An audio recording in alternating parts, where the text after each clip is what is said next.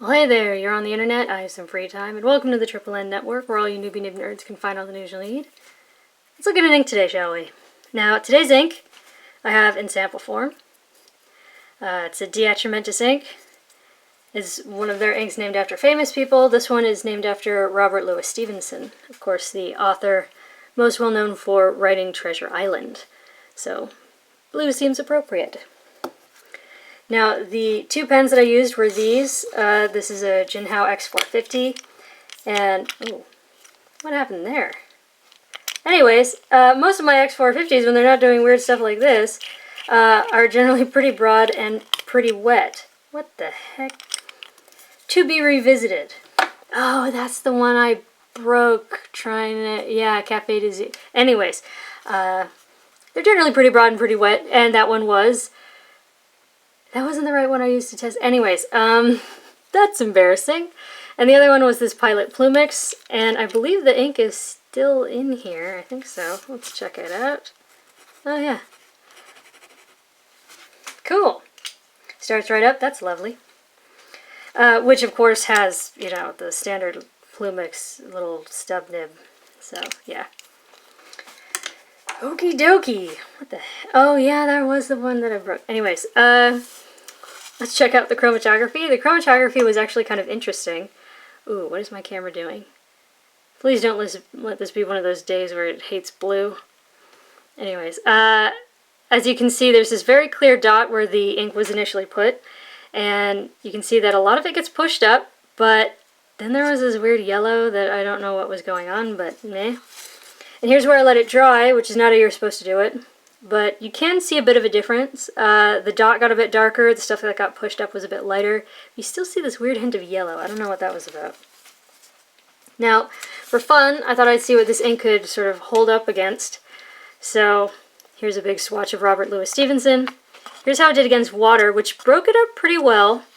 1/3 bleach solution, I hope the camera will get this, it turned it kind of yellow, which was weird. Ammonia pen flush really started to break it up, but in a way where it started to like eat through the paper. And hydrogen peroxide really got it moving, but it also turned it sort of like a seafoamy green. That was interesting. Yep. Now, I thought I'd see what I could compare this to. Now, this is a very like bold, bright, yet medium blue. I kind of enjoyed it. The color was very pleasant. So there's Robert Louis Stevenson. Here's Namiki blue, which I felt was quite similar. Here it looks a bit lighter, and here it almost shades purple in spots. I don't know about that. And Diamine's Royal Blue, which is maybe just a little bit lighter. But yeah, those were the closest I could find out of my stacks of samples. Now, let's check out the paper test. Top down in density, Clairefontaine, 90 grams per square meter. Now, if you've seen some of my other tests, you know that when I have multiple pages of something, it means that something probably went wrong. So, I actually started out testing on this one. This is just, you know, it's like a legal pad of Clairefontaine paper. And as the red circles will probably catch your eye, there were problems. There was feathering, there was almost no shading. It just, something felt off. Yeah, the green circles near bleed through. So I went to test on some Saez paper, but as those red circles will tell you, there was still some problems all over, and there still wasn't much shading. And as the green will tell you, there was near bleed through. So I felt like maybe I gotta test something else. So I got this out of my, what is essentially my everyday carry notebook, and it was the best results we had. And so let's start with this. As you can see, there's a little bit more shading here. It's a very nice, like vibrant shade of blue. Yeah, it's straightforward. It's a medium blue. It's very nice. I wish this would come up on camera, but I know that it won't. There's a tiny bit of like a hazy red sheen in the wettest parts of the scrubby. There's some nice subtle shading, but if you're one of those people that doesn't love shading, it's on here. It's definitely not in your face. Now, the small Plumix stub took 13 seconds to dry. The broad and wet JinHao took 17. But if you look at that, you'll see, yeah, that makes sense when you see how much ink was coming out of there. Now the flow here was 6.5 out of 10. It is definitely on the wet side. I still had the occasional problem with, it seemed like feathering. It's sort of like an intense woolliness that maybe bleeds over into feathering. But yeah, and then there was like, that was the edge of the page. But yeah, ignore those. But there were some spots of near bleed through, but nothing got all the way through. And actually, if you're not picky, that probably wouldn't bother you at all. So I think it does all right on Clairefontaine. I don't necessarily want to trust these papers for some reason, but yeah. Now the water test actually kind of surprised me, but I mean, the chromatography probably should have clued me in.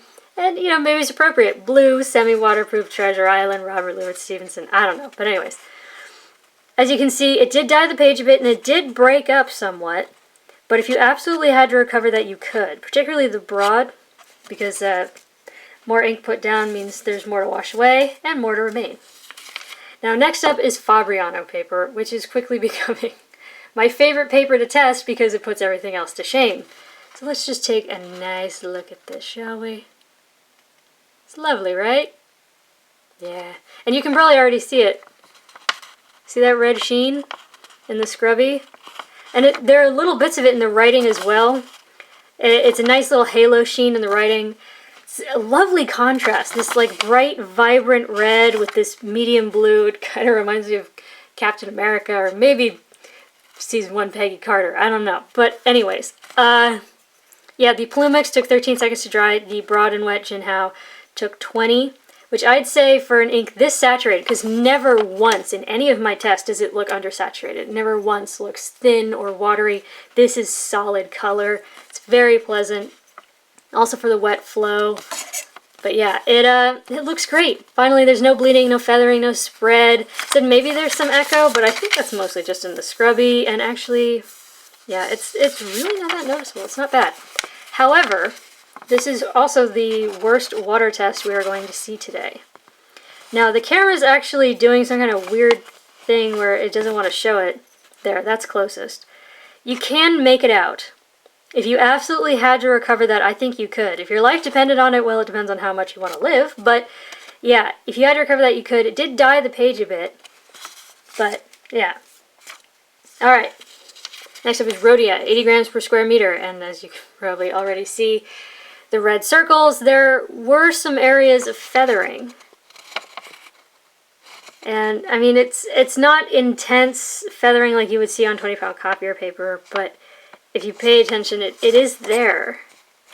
But yeah, you still get a mild, like a teeny tiny microscopic red halo sheen around the wettest areas of the scrubby, but I didn't really see much of it in the writing so much. But yeah, anyways, the Plumix Stub took 9 seconds to dry. The broad and wet JinHao took 17.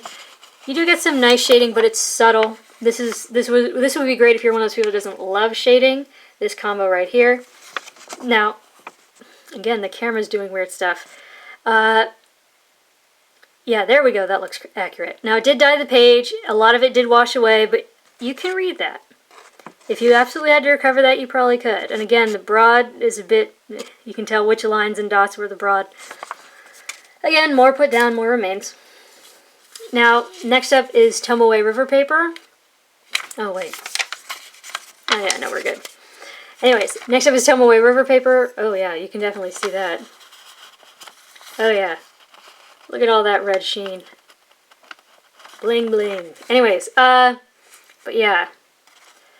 In this case, the red is not feathering, it's smearing.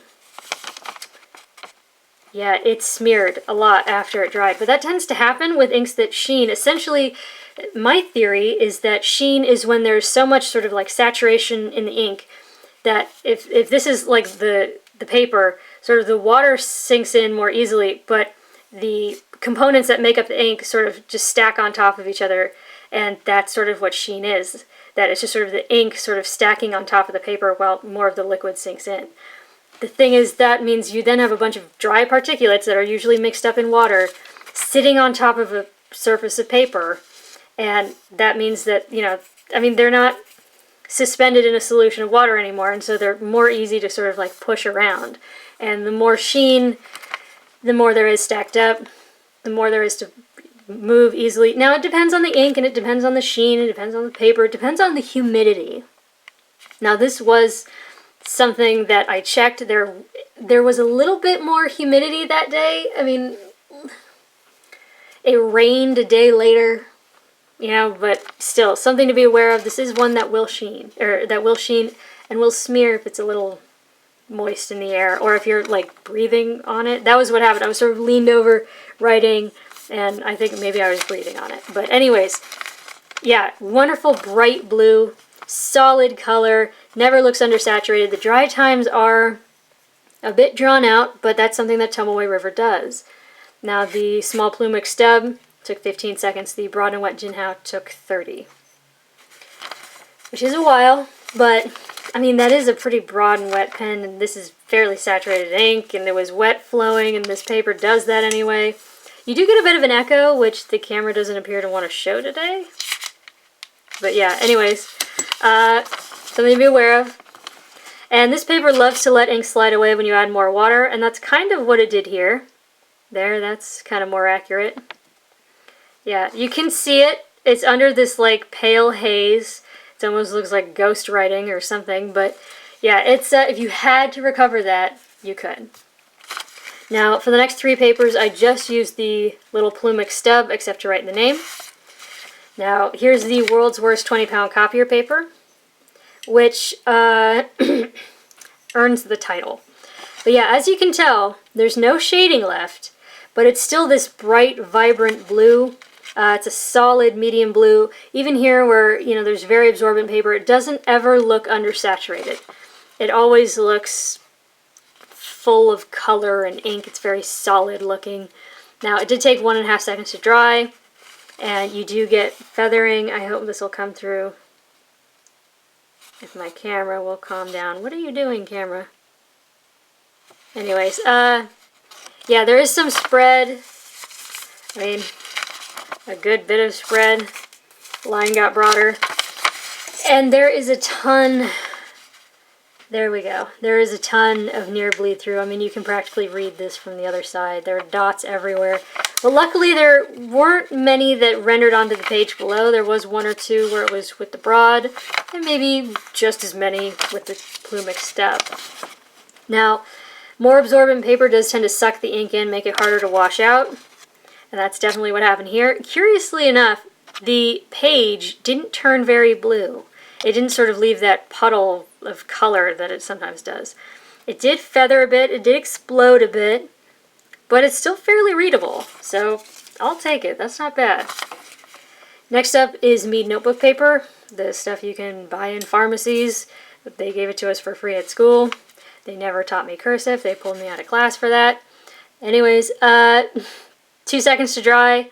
Now lately, okay, this paper is thinner than 20-pound copier paper, but lately it's been outperforming the 20-pound copier paper in just about every arena except feathering. Lately it's been feathering like crazy. But yeah, much less bleed, much less near bleed. I mean, look here, we're getting the light at the right angle. And that's actually just from the light coming through the paper. There's not much on the other side. Nothing rendered onto the other side, even in the JinHao. Not bad. But this paper does hate water, so as often occurs when you add water, things start to feather and explode. So if you had like microphagia and wrote in little tiny letters and feathered that much, that would not be fun to try and recover. Now, lastly is Moleskine notebook paper, which is awful and I hate it. Because it hates ink, and that's definitely what happened here. Now, for some reason, it took 3 seconds to dry, even though it obviously seeped into the paper, because look at how woolly that is. Oh, look at this feathering.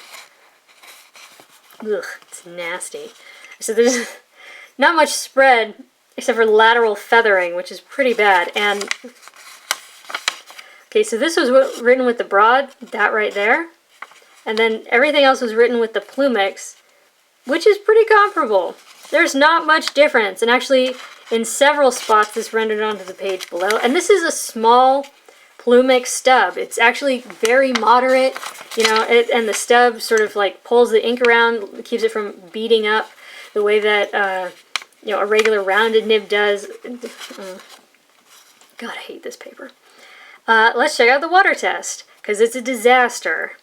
See how much that feathered and exploded? I mean, it's starting to like overlap. Again, if you had smaller handwriting and it got wet, you probably wouldn't be able to recover anything.